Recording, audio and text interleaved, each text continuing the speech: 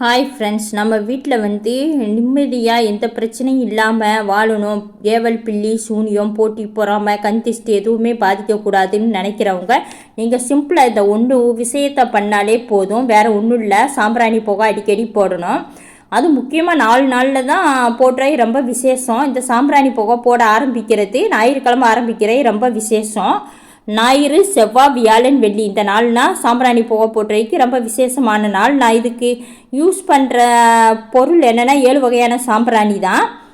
அது என்னென்னா சாம்பிராணி பொடி, மருதாணி விதை, நாய்க்கடுகு, வெண்கடுகு, இதை 4 பொருளையும் 1/4 கிலோ வாங்கிக்கலாம். அப்புறம் இலைகளில் வேப்பலை, வில்வயலை, அருகம்புல் 100 கிராம் வாங்கி எல்லாத்தையும் மிக்ஸ் பண்ணி மிக்சியில் அரைச்சி வச்சுக்கிட்டேன். இதை தான் நான் யூஸ் பண்ணிக்கிட்டு வரேன். 10 வருஷமாக இந்த சாம்பிராணி புகை போட்டு வரேன். நல்ல மாற்றம் இருக்குது. பாசிட்டிவ் வைப்ரேஷன் அதிகமாகவே இருக்குது.